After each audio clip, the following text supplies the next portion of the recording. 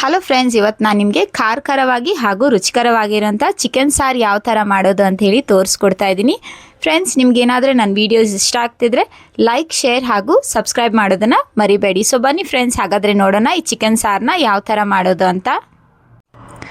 ಮೊದಲಿಗೆ ಮಸಾಲೆನ ರೆಡಿ ಮಾಡ್ಕೊಳ್ಳೋಣ. ನಾನಿಲ್ಲಿ ಚಕ್ಕೆ, ಲವಂಗ, ಇಲಾಯ್ಚಿ, ಕಲ್ಲು ಹೂವು, ಜಾಪತ್ರೆ, ಸ್ಟಾರ್ ಅನೀಸ್ ಹಾಗೆ ಜಾಯಿಕಾಯಿನ ತೊಗೊಂಡಿದ್ದೀನಿ. ಫ್ರೆಂಡ್ಸ್, ಜಾಯಿಕಾಯಿನ ಸ್ವಲ್ಪ ತೊಗೊಳ್ಳಿ. ಹಾಗೆ ಶುಂಠಿ, ಬೆಳ್ಳುಳ್ಳಿ, ತೆಂಗಿನಕಾಯಿ, ಈರುಳ್ಳಿ, ಟೊಮ್ಯಾಟೊ, ಕೊತ್ತಂಬರಿ ಸೊಪ್ಪು, ಚಿಟಿಕೆಯಷ್ಟು ಅರಿಶಿಣದ ಪುಡಿ ಹಾಗೆ ಖಾರದ ಪುಡಿ, ಧನಿಯಾ ಪುಡಿ. ಇವಾಗ ಇದನ್ನೆಲ್ಲ ತರ್ತರಿಯಾಗಿ ರುಬ್ಕೊಳ್ಳಿ ಮೊದಲಿಗೆ, ನಂತರ ನೀರು ಹಾಕ್ಕೊಂಡು ಇದನ್ನು ನುಣ್ಣಗೆ ರುಬ್ಕೊಳ್ಳಿ.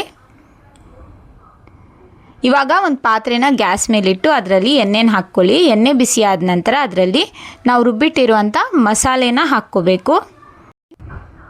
ಇವಾಗ ಗ್ಯಾಸ್ನ ಸಿಮ್ಮಲ್ಲಿಟ್ಟು ಈ ಮಸಾಲೆಯ ಹಸಿ ವಾಸನೆ ಹೋಗೋವರೆಗೂ ಇದನ್ನು ಚೆನ್ನಾಗಿ ಹುರ್ಕೋಬೇಕು. ಫ್ರೆಂಡ್ಸ್,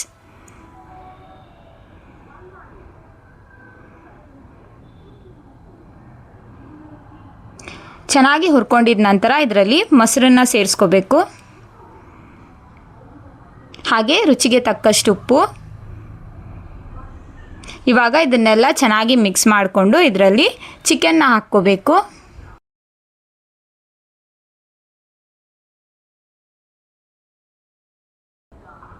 ಇವಾಗ ಇದನ್ನು ಮತ್ತೊಂದು ಸಲ ಚೆನ್ನಾಗಿ ಮಿಕ್ಸ್ ಮಾಡಿ ಗ್ಯಾಸ್ನ ಸಿಮ್ಮಲ್ಲಿಟ್ಟು ಮುಚ್ಚಳ ಮುಚ್ಚಿ ಇದನ್ನು 30 ನಿಮಿಷ ಬೇಯೋದಕ್ಕೆ ಬಿಟ್ಬಿಡಬೇಕು.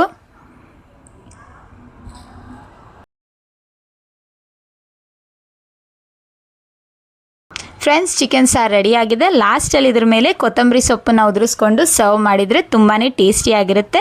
ಈ ರೆಸಿಪಿ ನಿಮಗೂ ಕೂಡ ಇಷ್ಟ ಆಗಿದೆ ಅಂತ ಅಂದ್ಕೊಳ್ತಾ ಇದ್ದೀನಿ. ಇಷ್ಟ ಆಗಿದ್ದರೆ ಇದನ್ನು ನೀವು ಕೂಡ ನಿಮ್ಮ ಮನೆಯಲ್ಲಿ ಟ್ರೈ ಮಾಡಿ, ಹಾಗೆ ಹೇಗಿತ್ತು ಅಂತ ಕಮೆಂಟ್ ಮಾಡಿ ತಿಳಿಸೋದನ್ನು ಮರಿಬೇಡಿ.